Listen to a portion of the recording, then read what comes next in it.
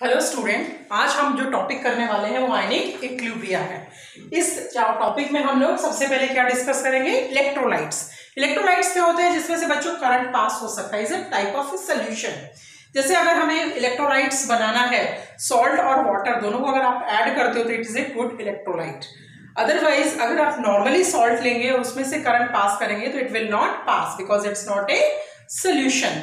तो बच्चों इस चैप्टर में जो आयनिक इक्विलिब्रिया है, अकॉर्डिंग टू हम सिलेबस जा रहे हैं, तो इसमें इलेक्ट्रोलाइट्स के बारे में सबसे पहले बताया उन्होंने कि व्हाट इज इलेक्ट्रोलाइट।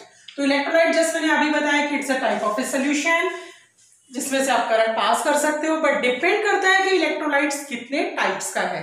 तो यहाँ जो इलेक्ट्रोलाइट्स है बच्चों, टू टाइप्स का होता है, एक स्ट्रॉन्ग इलेक्ट्रोलाइट और एक वीक इलेक्ट्रोलाइट। इलेक्ट्रोलाइट्स के टू टाइप्स हैं, स्ट्रॉन्ग इलेक्ट्रोलाइट और बच्चों वीक इलेक्ट्रोलाइट।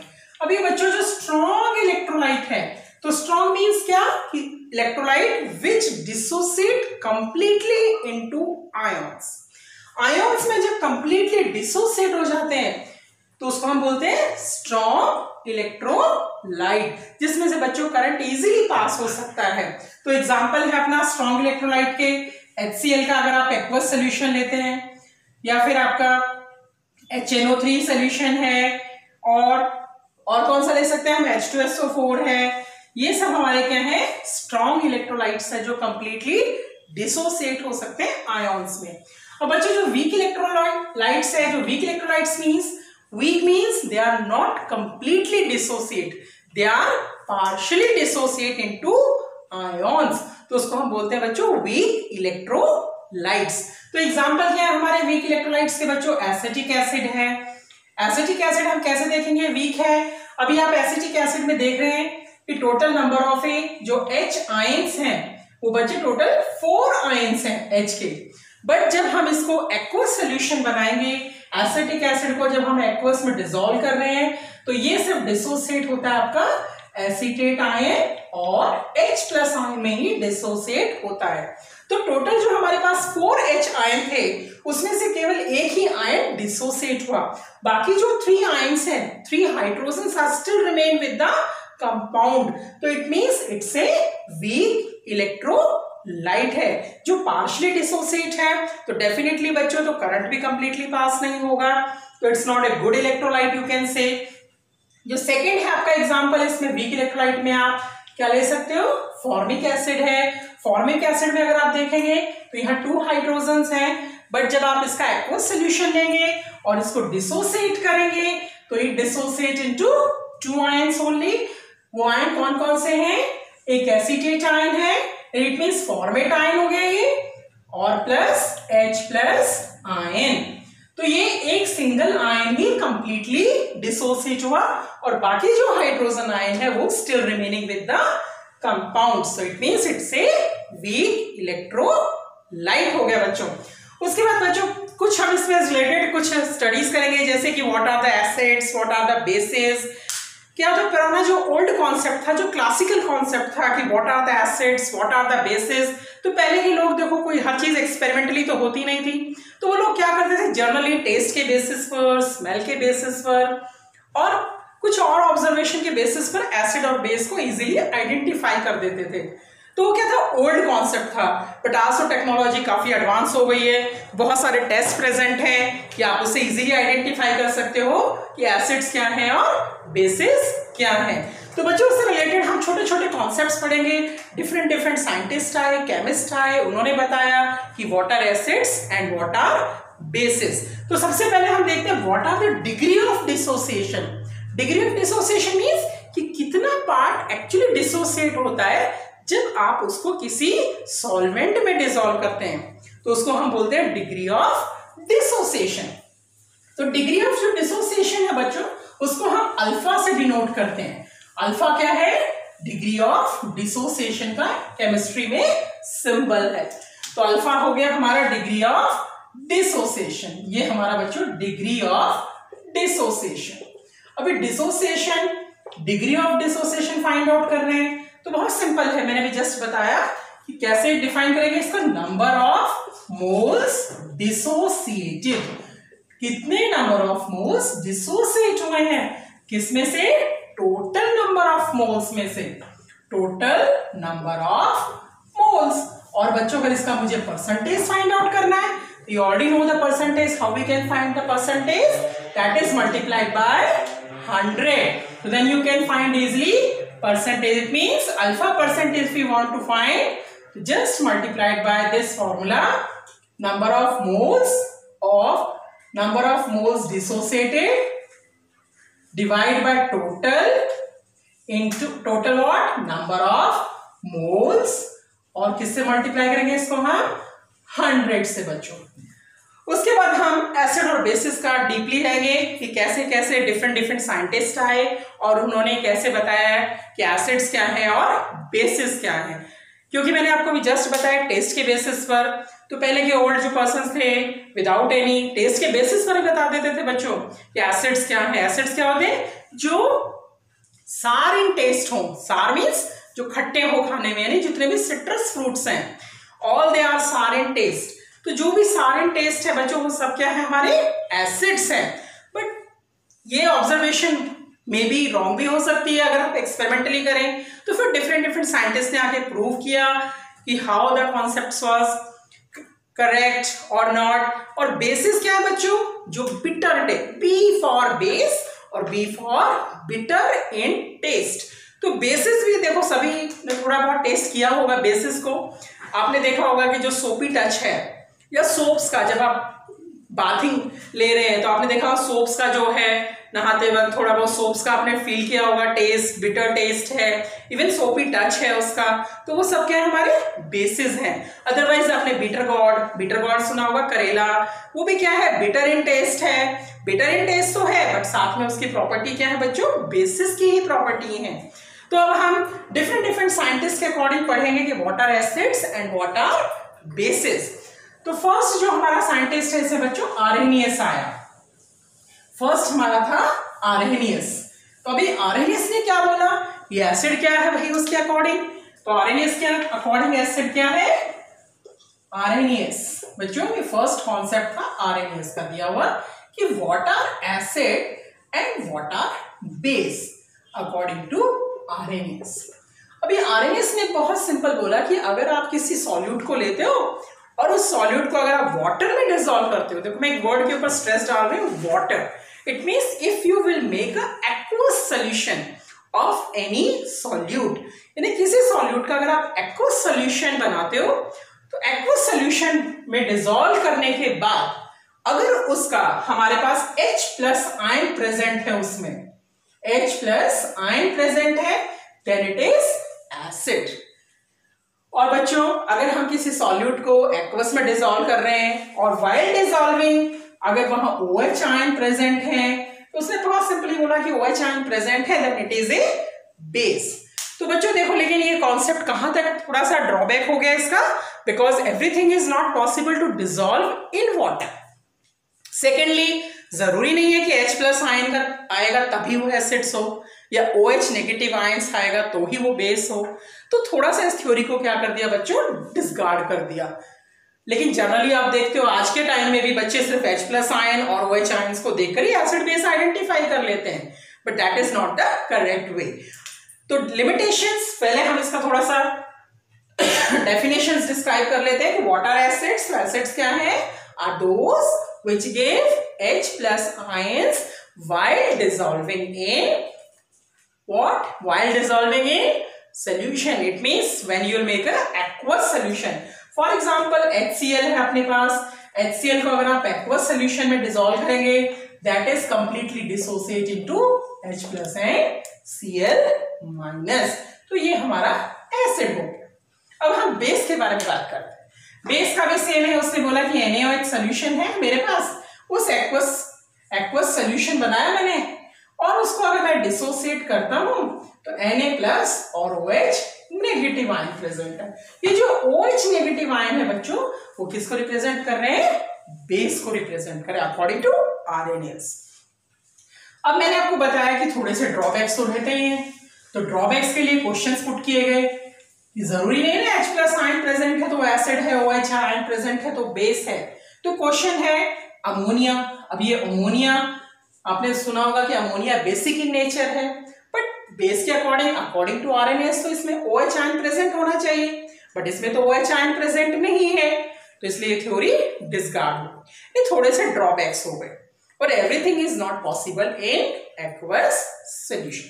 उसके बाद इसी थ्योरी को थोड़ा सा मॉडिफाई करने के लिए कौन आया? ब्रॉन्स्टेड-लाउरी आया। जो ब्रॉन्स्टेड-लाउरी ने बताया कि ब्रॉन्स्टेड-लाउरी अभी हम देखते हैं, ब्रॉन्स्टेड-लाउरी ने क्या बताया कि वाटर एसिड और वाटर बेसिस। अब इसने क्या किया, एक्वस वगैरह सोल्यूशन वगैरह का कोई नाम नहीं लिया, सिंपल वर्ड में बिल्कुल आइडेंटिफाई कर दिया water acids and water basis. इसने बोला कि जो भी प्रोटॉन को डोनेट करता है, जो भी प्रोटॉन डोनर है, वो सब एसिड्स हैं, और जो भी प्रोटॉन को एक्सेप्ट कर रहा है, जो भी एक्सेप्ट करेगा, वो सब क्या हो गए? बेस हो गए। तो यहां H और OH का कॉन्सेप्ट ही खत्म हो गया, क्योंकि सिर्फ डोनर और एक्सेप्टिंग आपको देखना है। इसी थ्योरी को बाद में कॉन्जुगेट बेस थ्योरी के नाम से भी, तो कॉन्जुगेट मींस जहां पर दोनों पार्टनर हों, एसिड्स भी और बेसिस, उसको बोलते हैं कॉन्जुगेट एसिड बेस थ्योरी। तो बच्चों इसमें हम प्रोटॉन डोनर के अकॉर्डिंग में इस थ्योरी को कॉन्जुगेट एसिड बेस थ्योरी से एक्सप्लेन करना चाहूंगी। Conjugate acid base theory. अब हमें ये कॉन्जुगेट वर्ड को अच्छे से आइडेंटिफाई करना है। फॉर एग्जांपल अगर मेरे पास अभी HCl है, HCl को अगर आप किस में डिसॉल्व कर रहे हैं? अमोनिया में। चलो हमने इसमें एक सोल्यूशन बना लिया, HCl और अमोनिया दोनों को मिक्स किया, तो आपने देखा कि जो अमोनिया है ये क्या करेगा, ये इसको एक H आयन अपना डोनेट करेगा। तो इस केस में ये डोनर हो गया, तो ये डोनेट कर रहा है, तो ये एसिड 1 हो गया, क्योंकि ये डोनेशन का काम कर रहा है। सेकेंड, इसका जो पार्टनर है, जो कॉन्जुगेट है, कौन है इसके साथ में लगा हुआ? Cl पार्ट है। तो Cl पार्ट क्या हो जाएगा बच्चों? बेस 1 हो जाएगा। HCl जब अमोनिया के साथ कंबाइन हो रहा है, तो हमारा जो प्रोडक्ट आ रहा है वो क्या आ रहा है बच्चों? NH4+ it means ammonium ions are formed and Cl negative ions are remaining now. तो इससे मैंने अभी आपको बताया ये डोनेशन का काम कर रहा है, तो ये एसिड 1 हो गया। इसका जो पार्टनर है वो Cl है, तो वो भी नंबर 1 पे ही रहने वाला है, तो ये बेस 1 हो गया। अभी जो हमारे पास नया प्रोडक्ट आया है बच्चों, वो एसिड 2 हो गया, क्योंकि वी ऑलरेडी हैव एसिड 1, और इसने एक्सेप्ट किया था।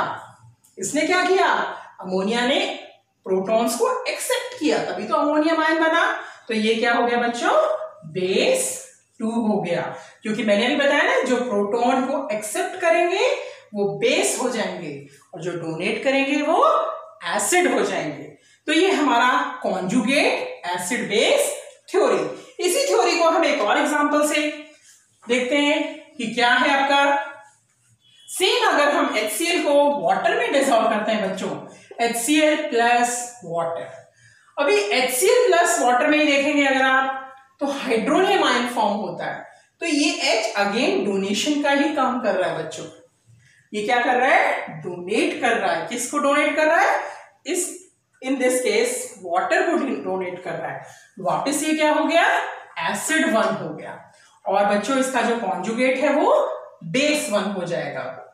तो ये H3O+, क्योंकि ये हाइड्रोनियम आयन बनेगा, स्टेबल फॉर्म में है ये, और ये हमारा Cl हो गया। तो ये एसिड 1 है, तो ये बेस 1 हो गया बच्चों, और जो नया प्रोडक्ट आया मैंने अभी आपको बताया वो एसिड 2 हो जाता है, और जिसने हमारा गेन किया, हमने डोनेट किया, उसने हमसे ले लिया, तो वो हमारा बेस 2 हो गया बच्चों। तो ये हमारा एक और एग्जांपल था, HCl को वाटर के साथ और HCl को अमोनिया के साथ। अच्छा, वाटर को वाटर के साथ भी तो आप मिक्स कर सकते हैं।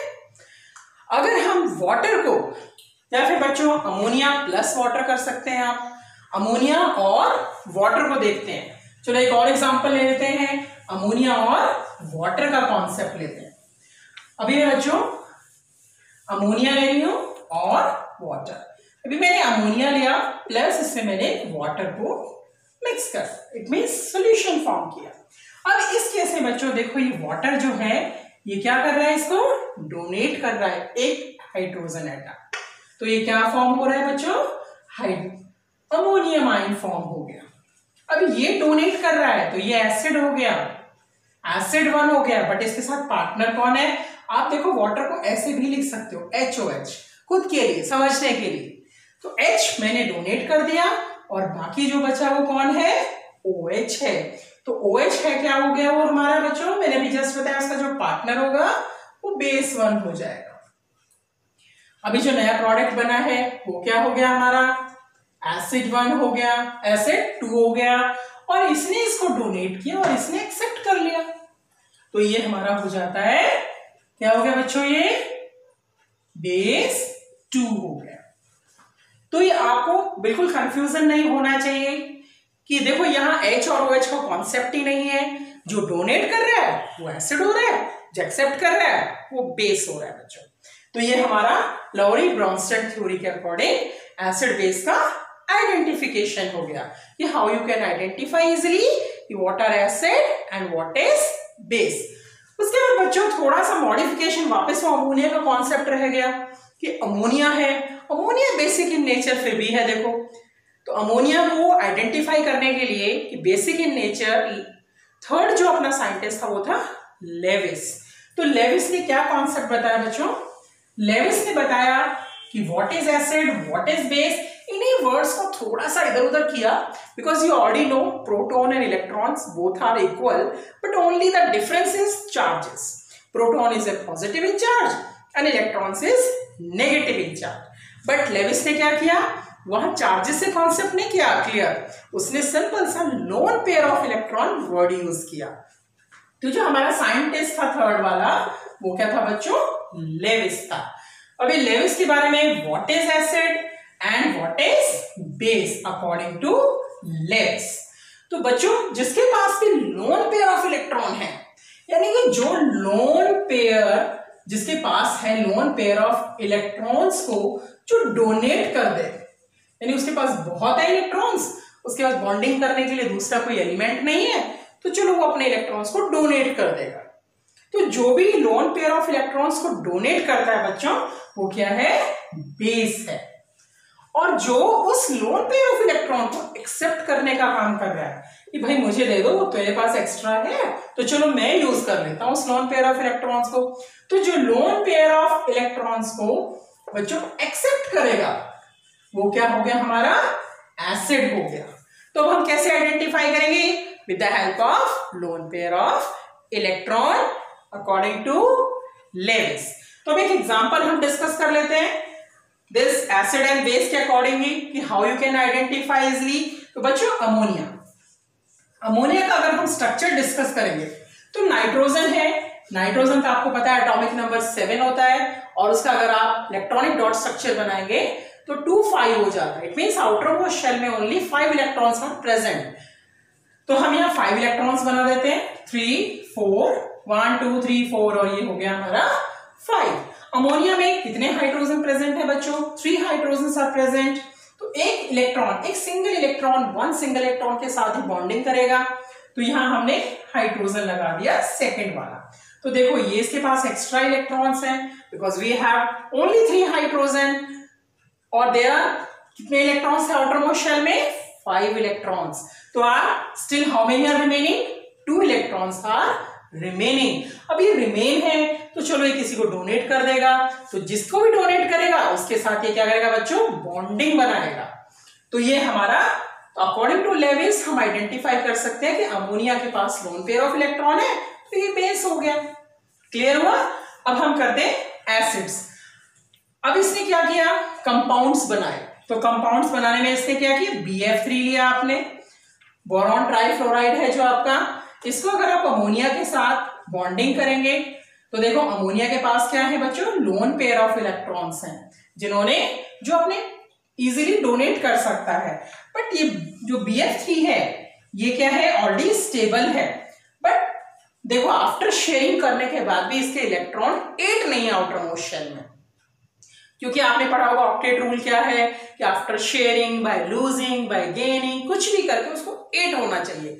बट यहां देखो फिर भी बोरॉन 3 है और फ्लोरीन भी 3 है, तो 3 + 3 क्या होता है, 6 होता है। तो इट मींस ये बॉन्डिंग कर सकता है किसके साथ, अमोनिया के साथ, लेकिन वो सेटिस्फाई है, उसकी वैलेंसी कंप्लीट है, इसलिए हम उस बॉन्ड को कैसे शो करते हैं बच्चों, हम उस बॉन्ड को शो करते हैं जैसे ब्रोमीन हो गया, बोरोन हो गया हमारा, बोरोन में ये मेरे 3 फ्लोरीन्स आ गए और ये बॉन्डिंग इधर मैंने एरो से शो करी है। ये एरो मतलब क्या है कि लोन पेयर ऑफ इलेक्ट्रॉन्स किसके पास है, अमोनिया के पास है, और वो अपने लोन पेयर ऑफ इलेक्ट्रॉन किसको दे रहा है, बोरोन के साथ शेयरिंग कर रहा है। तो ये जो मैंने एरो बनाया बच्चों, ये एरो ही सिंबल है किसका, कोऑर्डिनेट बॉन्ड का। कोऑर्डिनेट बॉन्ड, कॉम्प्लेक्स बॉन्ड, अगर आपने सुना लेविस बॉन्ड, ये सब इसके डिफरेंट डिफरेंट नेम है अकॉर्डिंग टू लेविस। तो बच्चों क्लियर हो गया आज हमने जो डिस्कस किया 3 साइंटिस्ट के अकॉर्डिंग कि what are acids, what is basis.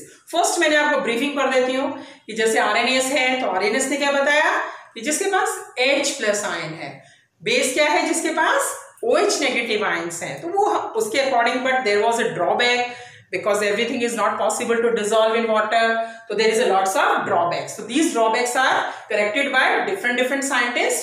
तो different second scientist कौन था हमारा, लॉरी ब्रॉन्स्टेड। लॉरी ब्रॉन्स्टेड का मैंने बताया बच्चों कि दूसरा नाम क्या है, कॉन्जुगेट एसिड बेस पेयर, क्योंकि sometime in exams they are asking what is conjugate acid base pair, that means they are talking about Bronsted Lowry theory only. तो how you will explain that, Lowry Bronsted means they are proton donor, then they are acid, if they are proton acceptor then they are base। उसके बाद हमने third scientist को लिया, third जो हमारा था वो लेविस था। तो मैंने लेविस में बताया कि बहुत ही डिफरेंट ले लिया उसने, उन्हीं वर्ड्स को थोड़ा सा ट्विस्ट किया, प्रोटॉन के प्लेस पे loan pair of electrons word use किए।